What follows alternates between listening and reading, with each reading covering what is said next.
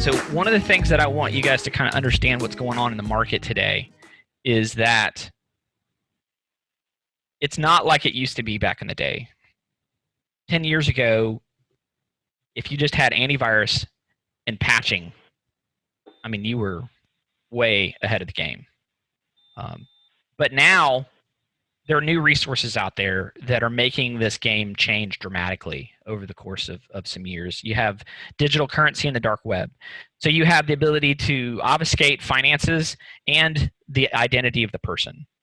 So back in the day, before those really started catching on, they would try to get someone to pay, but it would go to a bank account. And a lot of those bank accounts were flagged, and it was very challenging for hackers to try to get that money transferred. But now you've got digital currency, and now they can get that money through that means very easily, and it makes exploiting people and getting that cash much easier. They're just looking at patches that are coming out by Microsoft or by Adobe or by Google, Chrome, for example, and they're writing vulnerabilities on things that they know have had patches come out for because they know so many people don't patch and update and protect themselves.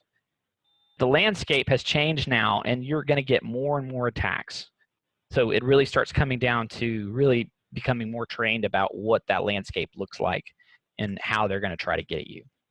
So in order for you to have the best shot, you're really going to have a layered approach. So that means providing spam protection, anti-phishing protection, AV, patching, intrusion detection, just the list goes on and on and on. And so we have a lot of those layers already in place for you guys. And we're going to kind of touch on some of those for you. One of the things that's really important is your passwords. You don't want to duplicate your passwords. You want to have different passwords for things that you have, and you want to make sure that you keep a close eye on those, and you don't want to put them on sticky notes like you see in this image here. You've got to start storing them in a password management program or something along those lines. So one of the things too that I would highly suggest that you do is something like Passportal.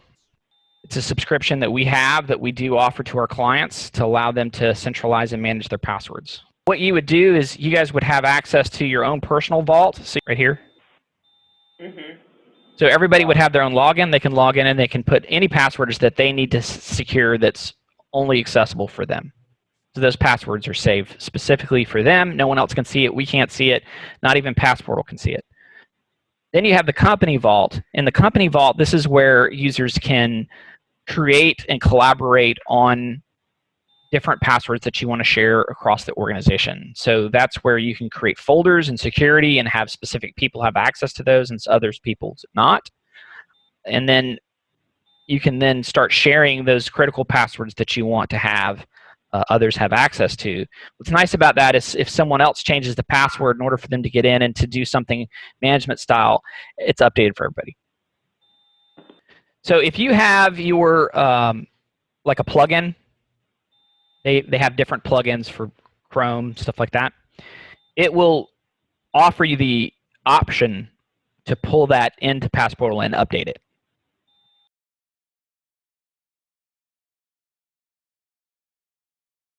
So this is Microsoft's Authenticator. It's their two-factor app that runs. Looks like that. That's a better image of it. For your users that are using Outlook, we set up what's called an app password, so it locks the password in on that application like Outlook or your phone, and it won't ask you for multi-factor on those devices. But what it does do is any other device, like someone trying to access it from remote, from a website or other methodologies, it's going to ask them to authenticate and go through this authenticator. And this is where that security really starts to come into play.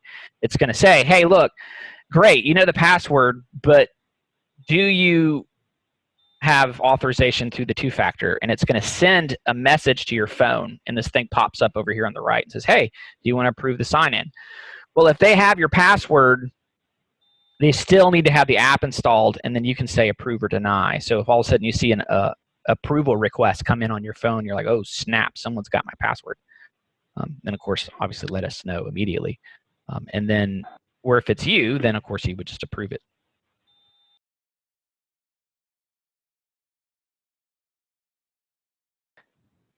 So the kind of the newest thing that you're seeing, if we had to kind of rate how they're trying to get into your system, the most common attack is through phishing. They're sending emails that are very, very well crafted. I just saw an email campaign that hackers did, which was brilliant how they did it.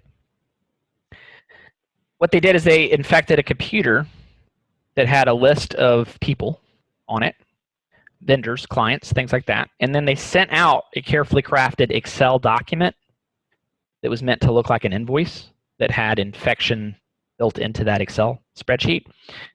And they sent it to all those people like it was an invoice from that person asking why they haven't paid it. And because it was coming from that person, they thought to themselves, well, this must be legitimate. That a good policy is do not open any files or attachments unless you're expecting that immediately coming from that person, or call and verify. So that's why you want to make sure that when you're doing surfing or anything on a computer, you want to make sure you have AV protection on there. You want to make sure that you have all of those things up to date. And then when you're doing surfing, you just want to be careful and make sure that the sites that you're going to are more reputable, so that limits your exposure. This is Iron Scales. So this is your anti-phishing software that we have in there to help you catch email that's coming in that's trying to impersonate someone. So in this situation, the email shows like it's coming from Jackie, right? Who's a coworker of mine. But if you look at the email, anyone notice what's wrong with this? All this free messaging. Yeah, it's not even Axiom. So what you want to do is you want to make sure that if you're not, when you get an email, you just want to go, well, let me check that domain. Just be super careful about what the domain says. There are two ways they're going to go at it. They're going to send a link or something and just try to hope that you can click it or open the file. And they know that if you reply back, it's going to go actually to Jackie, not to them. So that's kind of just like they launch it over the fence with no expectation of you ever replying and coming back. They're just sending an attack your way, hoping you click on it, because once you do, they can get you infected if you don't have the right protection. In this situation, that's not what they're trying to do. What they're trying to do is get a conversation going with me to her, which is not really her, so that they can then say, in this case, buy some gift cards. This happened. You see this come in every Christmas. People go, hey, the owner of the company, like, for example, they might go on the website and they know that Monica or Dan are the principals of those people that might be making decisions. So then they'll find out who might be a secretary or somebody like that, and they'll send the email like Dan or Monica, pretending to be them, and hoping that you will fall for it. So whenever you see these banners come up, you should immediately stop and pay attention. Also, notice that it says external email. So this should not have been an external message. This should be a message that's internal, because we're communicating with each other inside the organization. So this tag should never appear. If this, let's just say this was legitimate and it was a false positive, once it starts seeing you communicate with that person, then it'll be fine. What could happen sometimes I've seen is where you correspond to someone and then they reply back, but it comes back from a Hotmail address. So say, for example, Jackie accidentally replied back from Outlook.com versus Axiom.tech, which is our domain. It would go, whoa, I know you know Jackie, but this domain is now changed on you. So it could just as easily be one letter off. You've seen, I'm sure, plenty of times where they will register a domain that will be very similar to the person that you're trying to communicate with to make it really hard for you to notice that the domain is off. Okay, so in this situation, what's happened is someone's sending an email, and someone already in your organization has already reported this message as being potentially a virus. So this is what this spanner is telling you right here. So what they're trying to do is get a dialogue going. And then, see, there's no real attack at this point. So if you open the email or replied to it, you have no virus or anything. But it's just them trying to be Slick.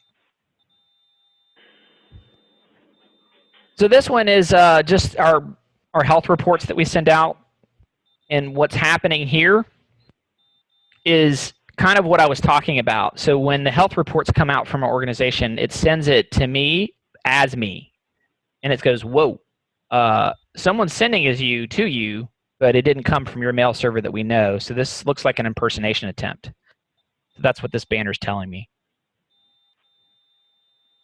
So here's a man-in-the-middle attack. You guys see that, I'm sure, all the time where they're trying to get to you. What they'll try and do is they'll send an email to you as one letter off from the domain. Iron Scales will hopefully detect it, but it's not perfect. So that's where you just have to really be smart about knowing that that's a possibility that might happen.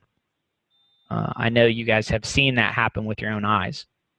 Just you want to make sure that the information is solid. You want to verify it when you go to do types of things like that. Also, one of the things that you want to do too is make sure that the signatures are matching up and lining up. Sometimes I've seen them where they've actually even copied the person's signature, made it look almost identical. So just be super suspicious. Verify money transfers verbally. You can use a Chrome extension that have web surfing. That's really nice. And what it does is I'll show you what that looks like in a second. I wouldn't do much personal surfing except at home. And I wouldn't do work at home on computers that aren't protected.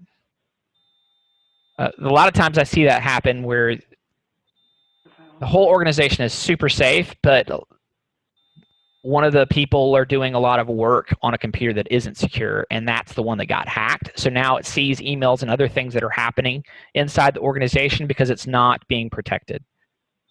So if you're going to be doing work or things like that, you really do want to make sure it's included in the suite of security products that we have and that it's fully safe. Here's like the extensions that I'm talking about. You can get, it's free. WebRoot has this extension for Google searching. It does like a quick search. In this situation you see right here, it's like, ooh, this website is kind of suspicious.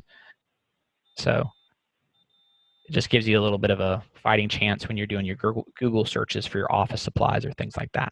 You have to really be mindful of the different tricks and attacks that they have that they're going about doing. Yeah. You have to be very suspicious of emails. You have to be mindful. And you have to even be suspicious of emails from people you trust, which is so sad in this day and age that we kind of live in. But if Monica sent me an email and said, hey, Bobby, this is a super funny website, you should check it out. Or here is this invoice that we're expecting to get paid. Or why did you do this on this thing here? Like if I'm not expecting that, I'm like, And even if you are expecting it, let's say that you shipped something, right? And you did it through FedEx.